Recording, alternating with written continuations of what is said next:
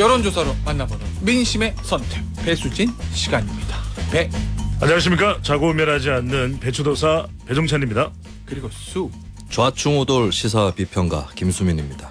자, 오늘 우리 배수진 시간에 첫 번째 다룰 여론조사는 요거예요. 대통령 국정수행 평가, 대통령 지지도인데 어제는 리얼미터 조사 이거 좀 소개 좀 해주세요, 배 소장. 그렇습니다. 리얼미터가 미디어 트리뷴의 의뢰로 지난 3일부터 7일, 지난주 월요일부터 금요일까지입니다.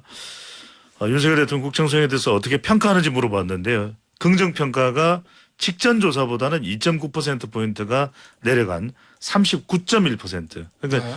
직전 조사는 40을 넘었는데. 42%였는데 39.1로 내려왔고요. 부정평가는 또 올라갔습니다. 58%로 올라갔는데 이 내용을 가만히 들어보면 리얼미터에서는 이번 조사 결과가 후쿠시마보다는 서울 양평고속도로 관련 의혹이다 이렇게 얘기를 했는데 이게 사실 월요일부터 금요일까지거든요. 그러면은 양평이 반영될 만한 것은 금요일인데 네. 또 매일매일 기록이 나와 있어요. 매일매일 지지율. 월화수목금 매일매일. 금요일에도 지지율이 올라갔어요. 아, 그러니까 이게 그래? 양평이 아니라는 이야기죠. 아, 그러니까 그래요? 네. 월화수목 내려왔다. 이 이야기는 뭐냐면 IAEA인가? 월화수목 때 영향이 많았던 것은 좀 후쿠시마도 있고 좀 네. 후쿠시마에 대해서 대통령 지지층들은 왜 이걸 좀 제대로 대응을 못해. 네. 그러니까 이제 잘 못 대응한다 보다는 대통령이 계획이 있을 텐데 그 계획대로 왜 못 가. 그게 왜냐하면 어디에서 부정평가가 올라왔냐면 PK 지역이에요.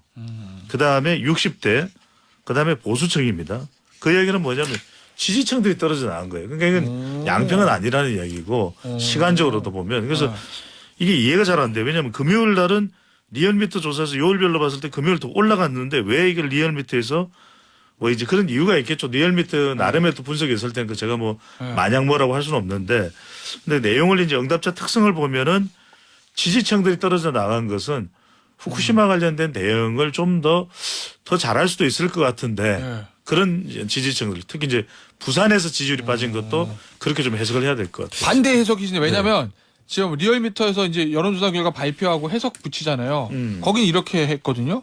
이번 조사 결과는 후쿠시마 오염수 관련 IAEA 결과 공개와 여야 공방보다는 서울 양평 고속도로 관련 의혹이 더 직접적이고 큰 영향을 네. 미친 것으로 분석된다. 뭐 아니, 이렇게 근데 얘기를 했어요. 7일밖에 반영이 안 돼요. 왜냐하면 6일 날 불거졌기 때문에 네. 7일 날 영향을 줬는데 요일별로 볼 때 7일 날은 올라갔다니까요. 저는 다른 의견인데 그 원희룡 국토부 장관이 백지화 선언을 한 게 6일이었습니다. 아, 예. 근데 그날 놓고 보면 방금 이제 금요일에 많이 올랐다고 하셨는데 왜냐하면 목요일에 많이 내려갔어요. 네. 목요일만 보면은 34.9%까지 내려갑니다. 네. 예, 이게 분명히 영향을 끼친 것이 아닌가 그러면 원희룡 장관의 백지화 발언이 아, 예, 그렇게밖에 볼 수 없지 않을까. 왜냐하면 후쿠시마 원전 쪽에 방점을 찍게 되면 이건 지지율이 진작에 떨어졌었어야 되는 사안이거든요. 근데 그것 때문에 지지율이 그렇게 떨어지지 않는 상황이었는데 이번에 새삼 떨어졌다고 했을 때는 변수는 네. 이 서울 양평 고속도로 하나밖에 없지 않는가. 두 분의 해석이 약간 근데, 다릅니다. 아니 근데 그렇게 볼 수가 없는 게 이게 이슈가 부각된 게 네. 금요일인데 금요일 올라갔어요. 그러니까 목요일 이야기를 하는데 목요일은 월화수도 계속 내려왔단 말이에요. 근데 보면은 그러면 양평이면은 수도권이 더 타격을 받지. 왜냐하면 지금 양평도 그렇고 경기지사가 발끈하고 있는데 근데 부산, 울산, 경남이 한 10%가량 가장 많이 떨어졌어요. 그다음에 보수층이 떨어졌다고. 왜냐하면 보수층에서는 지금 하고 있는 이야기가 오히려 뭐 민주당도 전 군수국에 땅이 있다. 그러니까 이거는 응답자 특성을 잘 봐야 돼요. 그냥 이걸 감성적으로 해석을 하면 안 돼요. 알겠습니다. 저는 어쨌든 보수층이 떨어진 거야말로 서울 양평 고속도로일 것이다. 예, 보수층은 오히려 후쿠시마 문제에서는 설령 반대를 하더라도 정부는 좀 지켜줘야 되지 않겠느냐. 이렇게 생각할 여지가 있는데 근데 거기서 떨어졌다고 하는 것은 후쿠시마가 아니지 않을까. 이렇게 그러면 보이는 거죠. 보수층에서 보수층이 네. 저 서울 양평 고속도로 의혹에서 떨어져 나간 거는 실망감 때문이라는 거예요? 아, 또 불거진 영부인 리스크.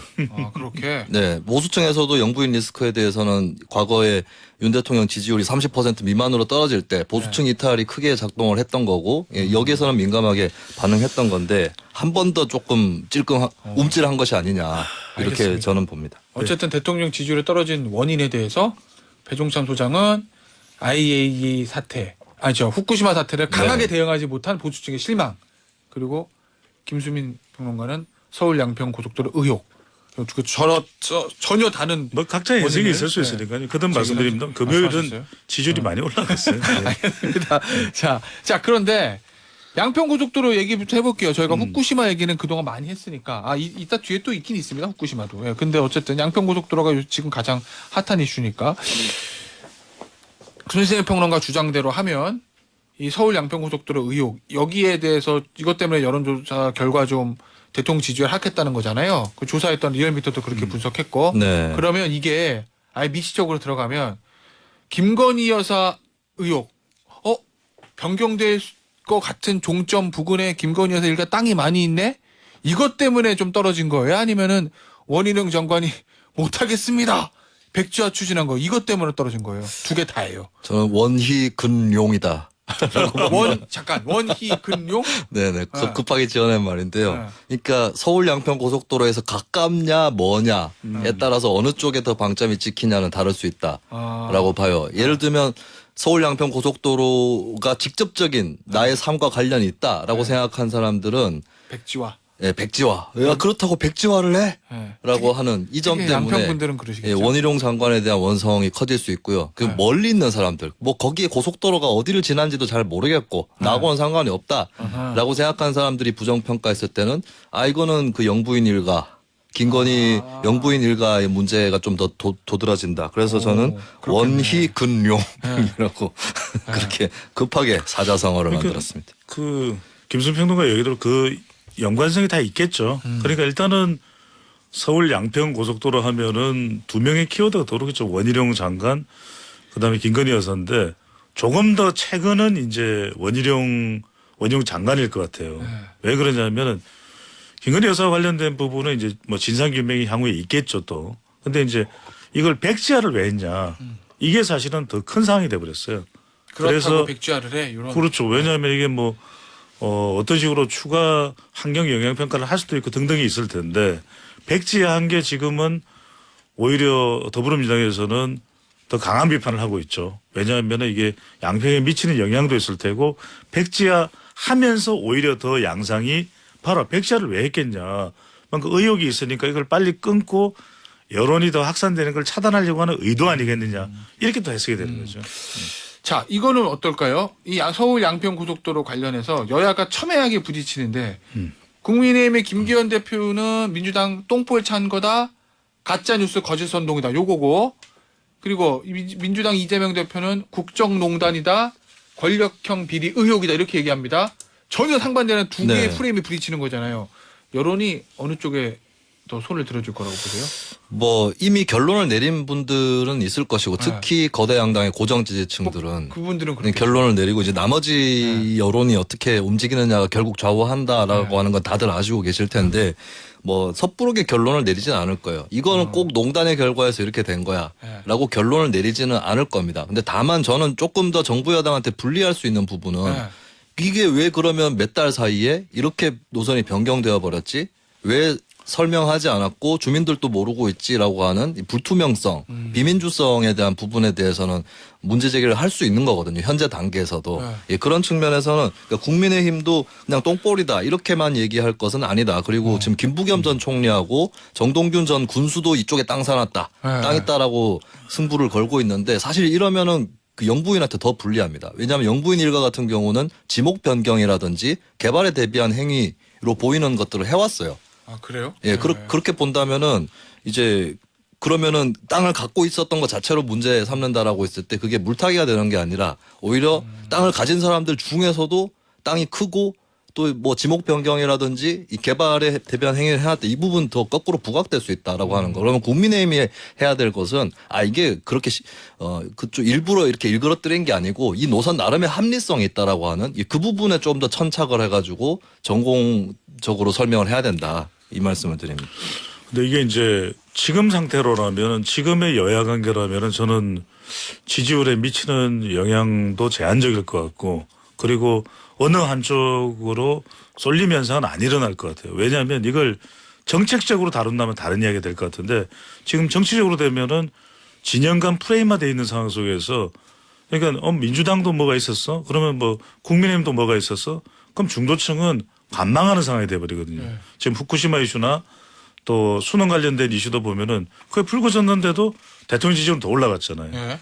그래서 이걸 민주당이 잘 풀 수 있는 방법은 굉장히 정책적으로 다뤄야 돼요. 정책적으로. 도로교통 정책적으로 어떤 부분이 문제가 있는가. 왜냐하면 일단 김건희 여사의 관련성은 뭐 그건 진상규명을 통해서 밝혀지니까 안 그러면은 그게 매몰돼 버리거든요. 매몰되면 그래 또 뭐 김건희 특검이야 또 김건희 여사야 알겠어 아유 이렇게 돼버린단 말이에요. 그런데 그게 아니라 지금 2017년부터 도로건설 계획에 반영이 됐고 2021년에 예비 타당성 조사 통과됐고 이 1년의 과정에서 핵심 뭐냐면 올해요. 올해 5월 달에 전략환경 영향평가를 하면서 노선이 변경이 됐어요.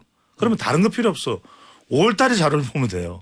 5월 달에 이 자료가 왜 시작이 된 거고 어떤 내용이고 이 결과를 누가 어떻게 수용했는지만 확인하면 오롯이 밝혀질 내용이에요.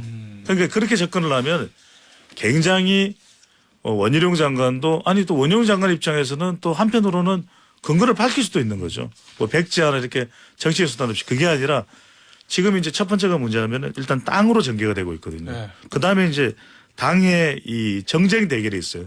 세 번째는 뭐냐면 절대 물러서지 않겠다. 원희룡 장관도 정치 생명을 걸겠다. 이재명 대표하고 1대1 서로 한번 저기 맞짱하자. 그러니까 이런 식으로 가면은 지금과 비슷한 기존과 비슷한 프레임으로 또 갇히는 현상이 오는 거죠. 알겠습니다. 자, 요 얘기는 여기서 마무리하고 다음은 저 민주당 얘기 좀 해볼게요. 하나만 더 물어보자. 김수현 평론가. 네. 원희룡 장관이 이제 백지화한 거 이거 본인의 정치적 승부수입니까? 자충수입니까?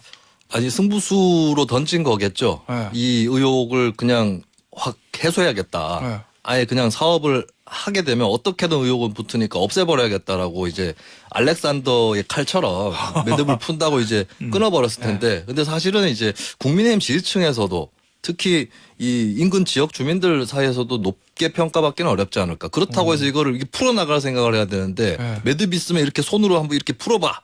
이렇게 하는 게 이제 대중의 심리인데 네. 야 그걸 칼로 잘라버리냐 다시 묶지도 못하게 네. 예, 이렇게 돼버린 것은 좀 자충수가 아닌가 싶습니다. 알겠습니다. 자, 민주당 얘기 좀 해볼게요, 배 소장. 네. 이게 광우병 사태하고 이명박 정부 초기에 지금 후쿠시마 사태를 좀 비교 분석하는 글들이 있더라고요. 네네. 일단 공통점을 보면 국민 건강에 관한 거다. 보수 정부 초기 있었던 일이다. 지금 진보 야당이 강하게 반대하고 장외투쟁을 한다. 국민의 감성을 좀 접근하는 측면이 있다. 뭐 이런 건데 차이점이 호응도거든요, 일종의. 그러니까 광우병 때는 민주당 당시 야당 지지도도 오르고 대통령 지지율 휘청했잖아요. 이명박 그렇죠. 대통령 그냥. 곤두박질 쳤죠. 네. 근데 지금 이 후쿠시마 때는 민주당 지지율도 별로 변화가 없고 대통령 지지율은 오히려 소폭이 좀 올랐어요. 이건 왜 그런 거예요? 이건 한 세 가지로 따져봐야 될 것 같아요. 겉으로 나타나는 현상이 예, 비슷한데. 이게 일단은 이게 다른 어느 때보다도 가장 저는 제가 봤을 때 한 30년 동안 87년도 이후에 대통령 분석을 해보면 그러니까 노태우 대통령 때는 여론조사가 안 나왔어요. 그 이후로 이제 대통령 편했겠다. 그 당시. YS 때부터는 이제 굉장히 그때부터 한국 갤럽 조사는 있긴 했어요. 한국 갤럽은 있었어요. 네. 노태우 대통령에 대한 평가가 있었는데 전두환 때 없었고. 네. 근데 이제 그 이후에 쭉 분석을 해보면 어느 대통령도 이런 이슈가 오면은 이 지지율이 바로 영향을 받았어요. 네. 근데 지금은 영향을 안 받는다. 첫 번째, 철저하게 진영 프레임화 돼 있다. 이게 어디로 안 가요. 강하게 뭉치는구나. 예. 그 다음에 이제 진영이, 예. 두 번째는 뭐냐면 중도층의 탈정차 현상이죠. 그래서 지금 무당층이 많은 거예요. 그러니까 이제 중도층이 어디로도 안 가. 그래 또 싸우네. 또 싸워라. 우리는 그냥 뭐 지켜보고 있을게 어떻게 되는지. 중도층의 이제 탈정치화가 이루어지고 있고 물론 이제 이 사람들이 정치에 무관하거나 관여되지 않는다는 이야기는 아닙니다. 근데 이렇게 많은 비율이 오랫동안 지속되는 마지막은 뭐냐면 이미 한번 곤두박질 쳤잖아요. 갤럽 기준으로 보면 지난해 8월 2일부터 4일 조사에서 24%가 나왔거든요. 지난해 8월 2일부터 4일까지. 그럼 그때가 거의 윤석열 대통령의 이게 통계적으로 분석을 해보면 22% 정도를 최저 수준으로 봐요. 그런데 24까지 곤두박질 쳤으니까 더 내려갈 게 없네. 예. 내려가 봤잖아요. 두 번이나. 올해 들어서도 갤럽 기준으로는 27%까지도 내려갔었고 그러다 보니까 일단은 계속 진영화된다. 근데 지금까지 수능도 그렇고 후쿠시마도 그렇고 다 진영 쪽으로 빨려 들어갔어요. 저는 양평이 어떻게 될지가 좀 궁금해요. 양평은 잘 모르겠어요. 왜냐하면 이게 땅 문제고 돈이 또 수도권이라 네. 이게 또 한 사람이 이제 중간에 걸려 있는 게 네. 원희룡 장관이거든요. 그래서 만약에 양평까지 진영 프레임으로 가면 역대 유례를 볼 수 없는 진영 프레임이에요. 배종찬 수장님에 대한 제 예측이 하나 깨졌습니다. 분명히 양평 얘기하면서 해장국 얘기를 할 것이다. 해장국? 네. 양평에 잡고 배종찬 소장님 개그 코드에 따르면 어떤 제 조언을 만들어서라도. 예측이 깨졌습니다. 아니 근데 그게 양평이 아니라 후쿠시마 이야기를 때 나올 뻔했어요. 아하. 해장국이 아니라 네. 수시국 전략이다. 아. 그건 기다리고 있어요. 네. 저는 이제 광우병 때하고 후쿠시마 차이에 대해서 배 소장님도 일정 부분 얘기를 해주셨는데 광우병 때는 사실 대중들이 이명박 정부에 대해서 한번 걸리기만 해봐라라고 하던 시점이었어요. 정권도 잡고 직후에 총선이 있어가지고 다 이기고. 거대 의석을 차지했거든요. 근데 거기에 결정적으로 하나 더 있던 게 친박계와의 불화였습니다. 네. 그러면서 친박계도 야당 쪽으로 붙어버린 거예요. 친박계 시민들도. 예, 제가 실제로 목격도 많이 했어요. 제가 경북 구미 출신 아니겠습니까? 네. 분명히 이제 얘기를 해보면 이 식당 사장님 친박계인데 광우병 촛불 시위 뜨겁게 지지하고 이런 것까지 더해져가지고 뭔가 당시 이명박 정부 초기에 정권이 이제 오만해 보이는 그렇죠. 그런 거에 대한 한번 혼나봐라. 아하. 그리고 결정적 차이가 또 있는 게 그 당시의 민주당 굉장히 약한 민주당이었어요. 그래서 국민들이 뭐 반정부 시위를 해도 민주당한테 득될 것이 별로 잘 보이지 않는 그때 민주당의 100석 80석 정도 80석이었죠. 수준이었고 그리고 네. 지도자가 뚜렷하게 없었습니다. 공백 상태였어요. 근데 대중들은 오히려 지도자가 뚜렷하게 존재하지 않을 때 광장에 더 잘 모이는 측면도 있는 거거든요. 근데 지금 민주당은 정권은 뺏겼지만 굉장히 이제 고정 조직은 그때보다 훨씬 탄탄하게 되어 있는 상황이고 180석을 가지고 있는 거대한 그렇습니다. 근데 또 최근에는 민주당의 도덕성이라든지 여기에 대한 여론의 질타도 있는 것이고 이러다 보니까 이제 광장에 그때처럼 시민들이 몰려들지 않고 있고 반대는 상당히 높죠. 구도는 비슷해요. 찬반 구도가 그때 이명박 정부 때하고 그 광우병 때랑 후쿠시마랑 찬반 여론조사 결과는 비슷하거든요. 근데 강도가 다르다. 라고 하는 게 여야 구도에 깔려 있는 것들 이런 것들이 좀 차이가 있다고 볼 수 있겠습니다. 자 그러면은요 모든 정당이 어떤 정책이나 이런 게 당 여론조사나 지지율이나 뭐 또 정무적인 판단이 깔고 있는 것은 아니겠지만 어쨌든 민주당은 지금 계속 강공책이잖아요. 장외투쟁 그다음에 그로시 총장 면담할 때도 굉장히 좀 강하게 나갔고 거기다가 일부 의원들 지금 일본까지 가서 지금 반대 집회한다고 하는데 이 강공책에 대한 네. 출구 전략을 민주당은 고민해야 돼요? 아니면 계속 이대로 가야 돼요? 어쨌든 당 여론조사가 당 지지율이 별로 네. 반응하지 않는 상황에서. 전 모두를 변경할 필요가 있다고 보는 게 여러 가지 고려할 것들이 있습니다. 국민들이 제1야당에게 뭘 바라느냐, 집권 경험이 있는 제1야당에게 뭘 바라느냐, 시민사회단체한테 바라는 거하고는 다를 거라는 거죠. 수권 정당인 제1야당에게. 그렇죠. 그리고 IAEA라는 기구가 어쨌든 국민들도 IAEA가 좀 일본 쪽으로 기울어져 있다는 인상을 많이 받고는 있습니다. 근데 어쨌든 과학적 검증을 하는 기구고 그리고 앞으로 뭐 북핵 문제도 이번에 얘기가 나왔는데 어떤 이런 핵 문제에 관련해서 계속해서 그 어떻게 보면 국제 기구지만 외교라는 게 국가 간에만 있는 게 아니죠. 국제 기구하고도 있는 관계인 거잖아요. 그 IAEA에 대해서 공격적으로 나가는 게 맞느냐. 이 생각을 국민들이 할 수 있는 거고 그리고 무엇보다 민주당 이 문제 말고 본인들 문제 뭐 돈봉투 의혹이라든지 뭐 가상자산 의혹 이재명 대표 사법 리스크 이런 것들 때문에 또 질타를 받고 있는 측면이 있거든요.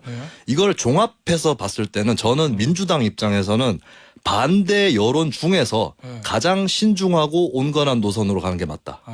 강경한 반대는 시민사회단체라든지 뭐 소수정당에서 할 수 있는 일인데 민주당 입장에서는 그게 썩 좋지 않을 것이다. 알겠습니다. 그 두 가지 짧게 말씀드리면 일단은 이제 호감도 이유도 있을 거예요. 그러니까 비호감도가 굉장히 높다. 이런 가운데 전선이 단일화되고 좀 압축적이고 이래야 되는데 결집적이어야 되는데 여기에 또 이제 뭐 추미애 전 장관이 등장하고 조국 전 장관 이슈가 등장하고 또 이낙연 전 대표하고는 특별하게 또 더 결합이 안 되고 이런 이슈도 있고 또 하나는 뭐냐면 민주당이 이럴 때 이제 당에서도 물어볼 겁니다. 어떻게 하는 것이 그러면 여론을 더 흡수할 수 있는 그런 방법이냐. 대안을 제시하는 게 좋아요. 알겠습니다. 대안이 핵심입니다. 역시. 자, 요거 짧게 할게요. 이거 뭐지? 이 여론조 빅데이터. 빅데이터. 단어가 빅데이터. 유승민 의원하고 전 의원하고 추미애 전 법무부 장관 각자 내부에 대해서 일종의 지지자들의 내부 총질이다 뭐 이런 비판도 받고 있는 것 같던데. 네네. 유튜브로 이게 화면이 나가죠. 유승민 전 의원인데 요 내용은 이제 유승민 전 의원입니다. 유승민 전 의원도 가장 큰 게 비판하다.